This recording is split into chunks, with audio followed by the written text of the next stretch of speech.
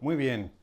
Pues nada, hoy comenzamos una serie de 5 predicaciones consecutivas que la hemos llamado En los comienzos de la Iglesia, y la idea es tratar de, durante estos 5 domingos, extraer, por la gracia de Dios, algunos aprendizajes de la Iglesia del Nuevo Testamento.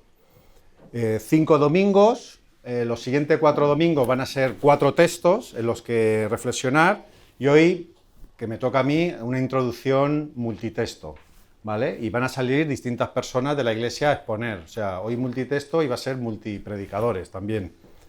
Y bueno, ¿y por qué esta serie? Pues que creemos que en este momento de nuestra comunidad, pues que nos resulta idóneo, perfecto, reflexionar en aquello que Dios hizo entre las primeras comunidades de discípulos, ¿vale? Así que bueno, pues que el Señor nos ayude, como siempre, cuando alguien se pone al frente, escudriñarlo todo y retener lo bueno. Y hoy, como a modo de introducción, quiero compartir algunos principios que yo creo que pueden servirnos de base, de marco, para afrontar estos textos del Nuevo Testamento. Creo que también es aplicable a toda la Biblia y que nos pueden ayudar, eso es lo que hay en mi corazón, creo que nos pueden ayudar en esta tarea de inspiración y aprendizaje.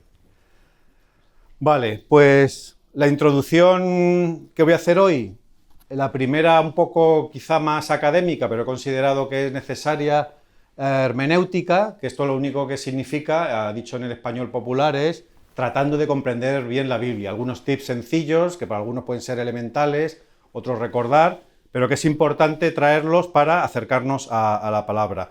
Y la segunda parte de mi mensaje de hoy, como introducción, vamos a ver, así muy brevemente, pero tres textos bíblicos que son fundamentales para la disposición del corazón, porque está muy bien intentar acercarnos de la mejor manera a la Biblia, pero si el corazón no está dispuesto a aplicarlo y a tratar de ser buenos discípulos, pues quizá valga de poco. Muy bien.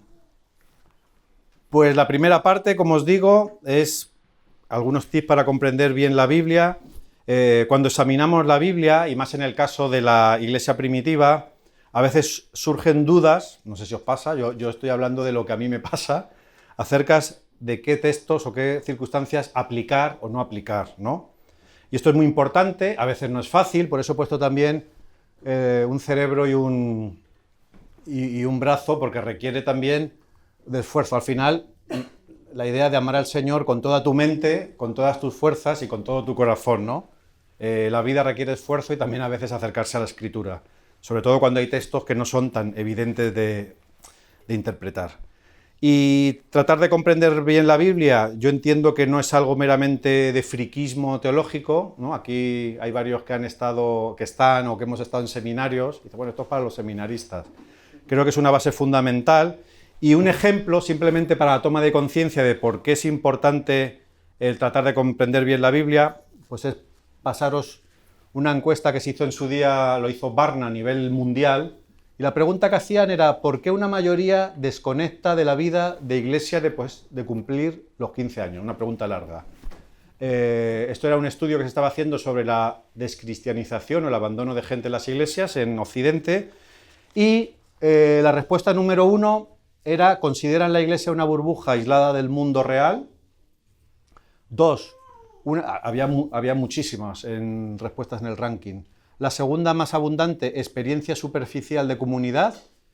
Se pedía una necesidad o se sentía de mayor y mejor entorno relacional. Y la tercera, que es un poco la que viene al caso hoy, ¿vale? Es pues una comprensión de la Biblia que causa dudas, zozobra. La gente que abandona en sus respuestas decía que lo que le habían enseñado le resultaba una Biblia contraria a la ciencia y muchas veces al sentido común de la vida, ¿no? Esto es lo que ellos respondían. Así que bueno, simplemente un paréntesis, abordar los 2 primeros argumentos, lo de la burbuja aislada del mundo real y la necesidad de un mayor y mejor entorno relacional. Esto es algo que si leéis el plan estratégico que os lanzamos así con mucha información en el retiro y que tenéis, eso es algo que es prioritario para el consejo de esta iglesia, abordar el punto 1 y parte 2. Pero bueno, el tema de hoy, cierro el paréntesis, es el tema de la correcta interpretación de la Biblia. Nada, aquí lógicamente me contaba lo del seminario hablando con ellos, con unas asignaturas es hermenéutica, se tiran años leyendo, pero bueno, algunos tips básicos que creo que pueden ser importantes. Y es tener en cuenta, cuestiones a tener en cuenta al acercarnos, es que una correcta interpretación de la Biblia siempre libera, ¿vale? Esto nos da pistas cuando tenemos dudas. ¿Cómo interpretar? Hace oposición al mal, al pecado, y una mala interpretación suele dañar a las personas. Dicho así es como muy rápido, pero creo que es bueno interiorizar esto porque nos ayuda a veces a discernir, que es una palabra clave para mí en todo esto, discernir, ¿no? El Señor nos llama al discernimiento. Hay muchos llamados a esto. En la Biblia tenemos textos descriptivos y textos que son mandatos, ¿vale? Los textos descriptivos pues están ahí, nos pueden servir para inspirarnos, nos cuentan lo que está pasando, nos pueden servir para incluso imitar y hacer lo mismo, hacer algo parecido, o a veces a no hacerlo porque lo que está sucediendo ahí es un error, con malas consecuencias. O simplemente nos informan qué pasaba y a lo mejor no hay mucha aplicación en lo que leemos, y es historia o información. Y luego están los textos que más se nos acercan ya, por decirlo así, a nosotros, que son los prescriptivos o mandatos. Y aquí dejo una pregunta. Mejor pensáis que esto es como el Kahoot, pregunta trampa. ¿Debemos aplicar todos los mandatos que leemos, en este caso en el Nuevo Testamento? No hace falta que respondáis. Pongo unos ejemplos, son mandatos del Nuevo Testamento. Viajad predicando el reino, dice Jesús, pero no llevéis dinero, ni comida, ni ropa de recambio, sí llevad sandalias. Otro mandato, ve y vende todo lo que tienes y dáselo a los pobres, también de Jesús. Otro, leed entre vosotros, a los colosenses, Pablo, la carta de la Odisea, que no sabemos, yo por lo menos no sé cuál es. Y otro, exhorta a los esclavos que se sujeten a sus amos. Bueno, no todos aplicamos, y es como debe ser, en un modo copia y pega cada mandato que vemos que hay en el Nuevo Testamento. Y esto es muy importante. Solemos decir, por ejemplo, bueno, claro, Luis, es que el primero se lo está diciendo Jesús a esos discípulos para esa misión en concreta. Y cierto, esa es una respuesta. La segunda, bueno, esto se lo estaba diciendo al rico, no es para todo el mundo, porque ese rico en concreto tenía un problema. Correcto. Tercera, leed entre vosotros la carta de la Odisea. Pues es una carta que ellos tenían, que nos está enseñando que es importante leer cartas de otras comunidades. Podemos aprender eso, pero obviamente no podemos obedecer literalmente eso porque no conocemos esa carta.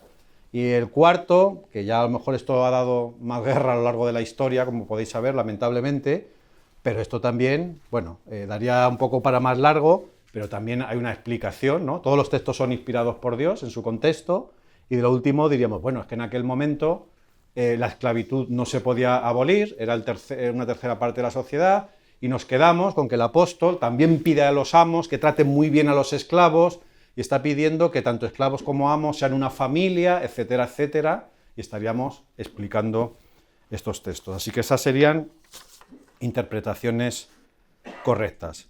Lo que quería traer es algo tan humano como que la Biblia es la palabra inspirada por Dios, pero siempre la interpretamos personas que venimos con nuestras gafas, nuestra mochila, nuestra cultura, nuestra tradición, nuestra manera de vivir, etcétera, etcétera. Así que unos tips que yo creo que en la práctica aplicamos, pero que merece la pena recordar para evitar siempre un poco las partes más confusas es: toda la Biblia está inspirada para aprender de lo que leemos, pero es un error pensar que esa guía siempre consistirá en hacer un copia y pega literal de lo que leemos. No siempre es así, como hemos visto en estos ejemplos. Si hay alguien que cumple todos los mandatos que hemos visto anteriormente, pues oye, que me lo diga, pero yo aquí muchas sandalias no veo. Por ejemplo, ¿no? Expresión clave, cuando nos acercamos a la palabra: discernir la intención del texto. Con esto realmente se evitan muchos problemas que ha habido a los que os gusta estudiar la historia de las doctrinas, historia del cristianismo. A mí me encanta, soy así de friki, pero veis o comprobaréis que si esto se hubiera tenido en cuenta, se hubieran evitado muchos males y se hubieran producido muchos bienes. Discernir la intención del texto que leemos. Preguntas que tenemos que hacer, sobre todo cuando un texto veamos que puede causar zozobra, que es un poco a lo que voy, o confusión. ¿Por qué, a quién y para qué se dijo aquello en aquel contexto? ¿Vale? ¿Qué podemos aprender nosotros de la situación? ¿Podemos extraer alguna aplicación pertinente para nuestro contexto y situación? Y, por supuesto, pedir ayuda al Espíritu Santo y emplear, como el Señor también nos dice, que nos lo ha dado, toda nuestra mente. Indagar en comentarios, preguntar, profundizar, etc. Alguno estará diciendo, bueno, Luis, entonces nos tenemos que meter todos en un seminario como los que han venido de Alcobendas. Pues bueno, puede estar bien, pero no necesariamente. Sí que digo, mi intención al traer esto esta mañana es, indaga más allá de la superficie cuando un texto te produzca zozobra, confusión o incredulidad. Recordemos que 1/3 de las personas que abandonan la Iglesia porque se han encontrado con interpretaciones de la Biblia que dicen, no puede ser. A veces tenían razón y otras no, pero muchas veces es verdad que la Biblia quizá no era aquellos que la habían enseñado en su iglesia. Otras veces simplemente porque no quieren seguir la palabra de Dios. Discernimiento siempre, ¿no? Recordemos, las escrituras más confusas o debatidas se aclaran mucho cuando las examinamos desde la luz de Jesús. Jesús es la palabra encarnada, finalmente, ¿vale? Es el verbo. Y que el propósito, como decía al principio, de la Biblia es liberar. Así que bueno, dejo aquí, esta sería un poco la primera parte. Yo lo voy a enviar también las diapositivas por el grupo de la iglesia. Creo que son tips que alguno dirá, bueno, Luis, esto es muy básico, ya lo sabemos. Hay personas que llevan menos tiempo en la fe que esto les puede ayudar. Pero a mí me parece esto muy importante también porque creo que a veces cuando no se comprende bien la Biblia y se abandona la fe o se entra en crisis, esto es un tabú, porque mucha gente lo relaciona con que está siendo mal cristiano o está dejando de tener fe en Dios. Luego cada uno de nosotros tenemos nuestros llamados, ¿no?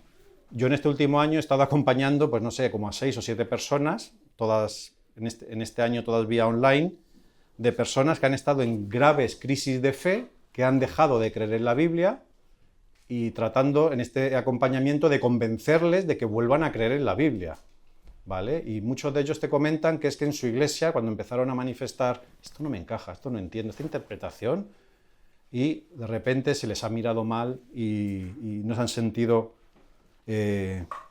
cómodos. Así que yo creo que es un problema importante, insisto. Vemos cuando la gente se va que era un problema de fondo, pero no se habla mucho. Por eso yo creo que en los púlpitos también en la iglesia hay que hablar, como decía el punto 1 de por qué se van de la iglesia, del mundo real y de lo que hay dentro de nosotros. Bueno,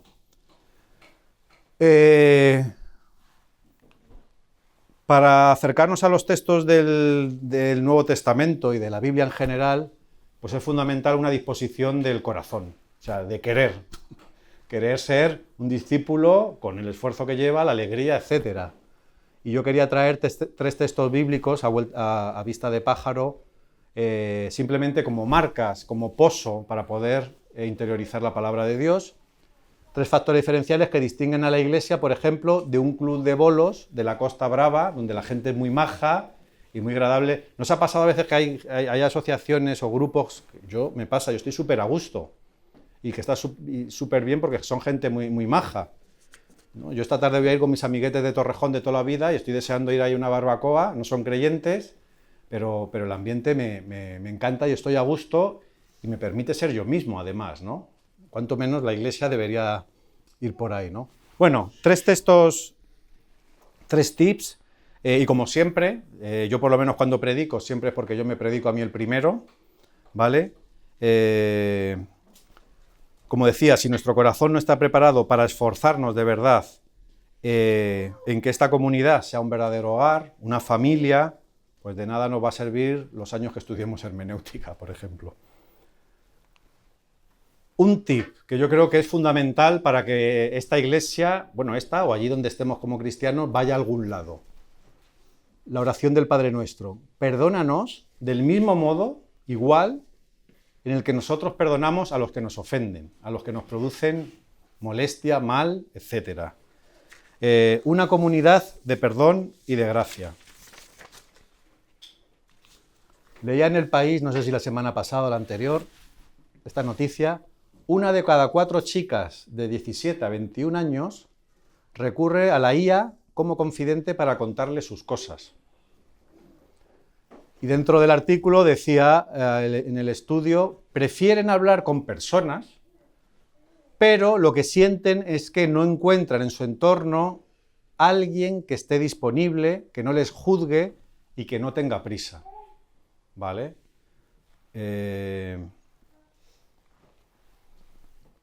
A mí me devuelve a la pregunta, ¿qué comunidad queremos? ¿No? Y traigo también otro, porque va relacionado con esto, de sentirse juzgado, de no sentirse como en un hogar.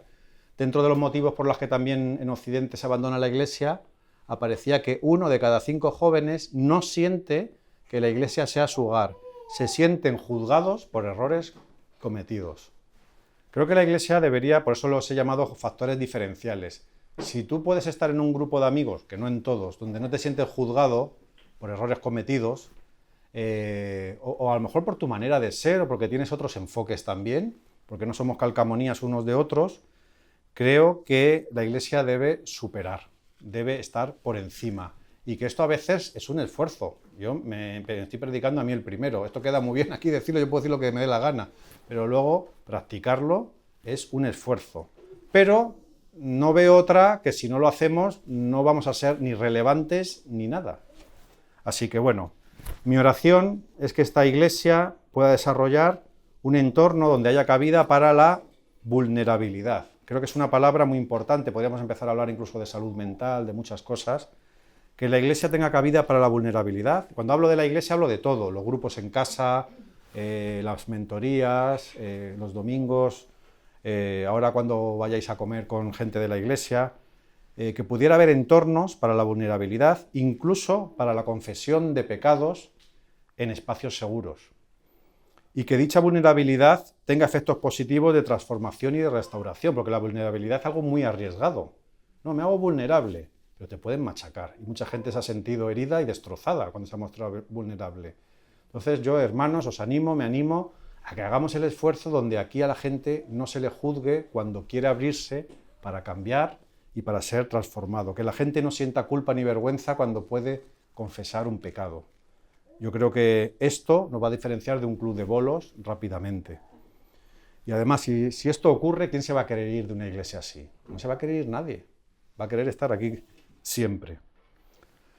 Esto va de la mano de un tip, de una clave, de un texto bíblico, el segundo que he querido traer,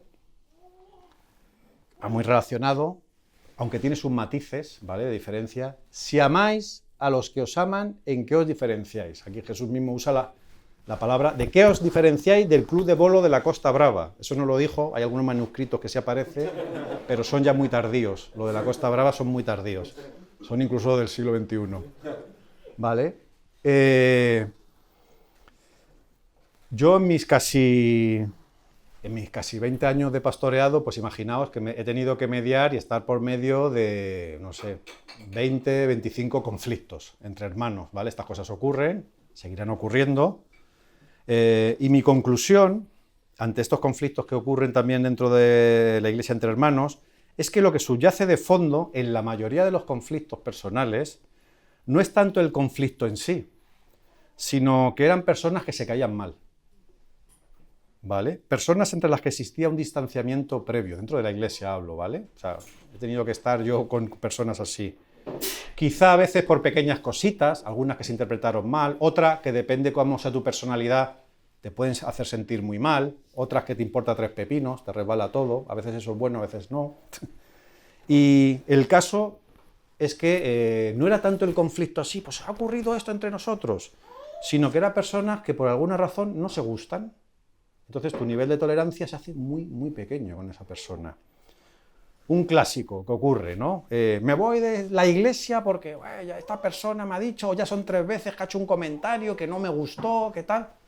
Hay gente, bueno, hay motivos justificados para irse, otros que a veces dicen, estos argumentos que a veces algunas personas tienen para irse de la iglesia porque persona ha dicho, ha comentado, sinceramente, jamás he visto a nadie irse de la iglesia porque esos 3 comentarios, 4, esos enfoques a lo mejor raros que tiene, venían de su hijo, al que tanto abraza y ama. No he visto a nadie irse porque su hijo, su ser querido más profundo, al que ama, abraza y que hace todo por él, cuando esa persona hace 2 o 3 comentarios, nadie se ha ido de la iglesia. Nadie. Te vas porque esa persona, en el fondo, muchas veces, insisto, cada caso, los he justificado, ¿vale? Pero a veces lo que hay detrás es falta de perdón, que te cae mal, insisto, y estos son los patrones de los clubes de bolos de la Costa Brava y de cualquier asociación. Y a veces, y eso es lo más vergonzante, a veces hasta nos dan ejemplo fuera de la iglesia de cómo tratar esto. Pero la iglesia necesita trascender de esto, de nada va a valer que estemos aquí, que si la iglesia primitiva, que si la iglesia novedosa, que si la iglesia relevante, si en nuestro corazón no estamos dispuestos a entender la gracia tal y como es, a entender que todos somos humanos falibles, a entender que si queremos una comunidad vulnerable, necesitamos cubrir muchas faltas con amor. ¿Vale?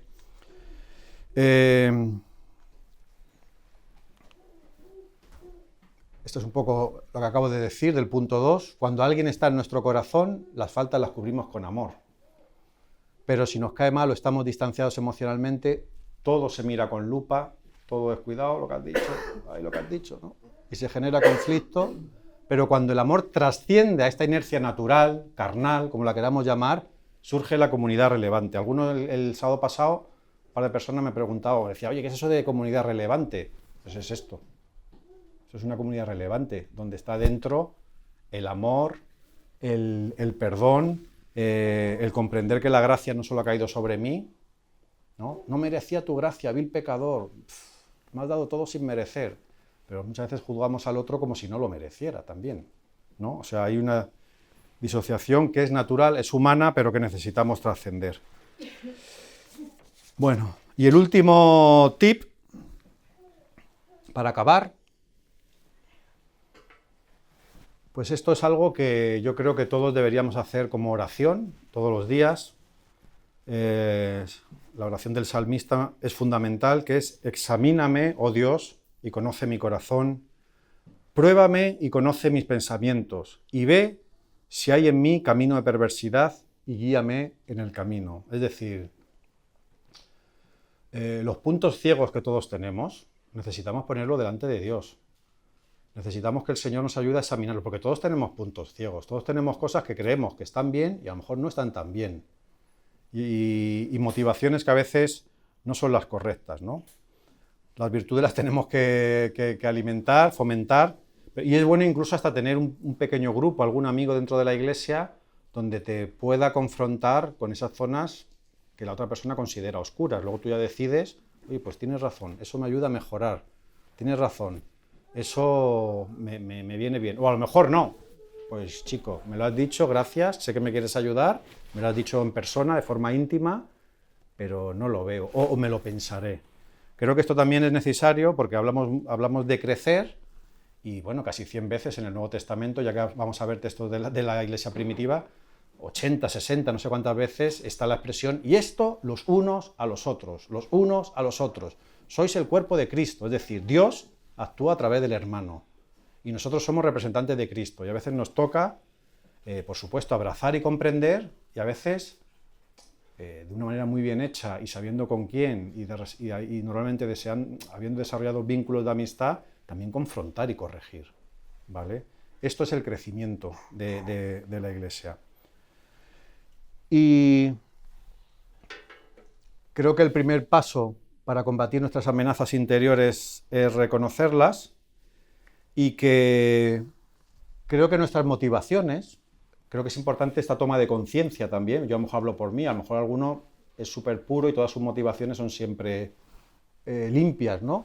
Pero a veces nuestras motivaciones, conscientes o inconscientes, a veces normalmente son inconscientes, también se dan en el servicio a la Iglesia. Yo creo que nuestras motivaciones suelen ser mixtas, es decir, mezclas de buenas motivaciones, legítimas, y a veces malas motivaciones. Yo he puesto ahí un cóctel en esta imagen, que puede ser mi propio cóctel, a lo mejor el vuestro es parecido o no, con unas luces rojas, que son las que hay que desinflar, hay que eliminar, son estas a las que me refería, que a lo mejor necesitas a alguien cerca tuyo para que te diga cuáles son, porque a lo mejor no las ve. Lo ideal sería que tú en tu propia oración, cuando dices examíname, oh Dios, el Señor te las pudiera mostrar. Porque al final, vuelvo al principio, a la hermenéutica, lo que Dios quiere con nosotros es liberarnos, es hacernos en un sentido más felices, ¿no? El sermón de las bienaventuranzas literalmente es el sermón de los felices, ¿no? Cuanto más libres, más felices. Y cuando están estas bolas rojas, pues son contaminantes, pero muchas veces están. Pues yo he puesto ahí, por ejemplo, que uno puede llegar a servir en el reino inconscientemente, no creo que esto nadie lo haga adrede, pues por orgullo, pues yo voy a demostrar qué tal. Por envidia, oye, pero ¿cómo qué tal? Si esta gente, pues yo voy a demostrar que yo también tal. Por comparación, pues tal, pues yo no sé qué. Eso hay que eliminarlo porque te hace sufrir. Y está ahí, ¿no? O el esperar demasiado cuando estás dando algo y no te dan, hay que dar las gracias a quien sirve, obviamente, pero a veces la gente está buscando más una cuestión y voy a las amarillas, que en cierto modo son ámbar porque no son en sí malas, que a lo mejor es que has buscado demasiado la identidad en el ministerio. La pongo en amarilla porque en realidad todo lo que hacemos es identitario, o sea, tampoco es malo que el servir al Señor sea parte de tu identidad, no es que sea malo, es que lo es. Porque también lo que haces, a lo que dedicas tu tiempo, forma parte de tu identidad, ¿vale? No es malo, ¿vale? Mi identidad está en Cristo y por lo tanto, pues sirvo, me siento realizado, sentirse, qué bien, ¿no? He entrado en el gozo del Señor, seguramente con lo que he hecho hoy.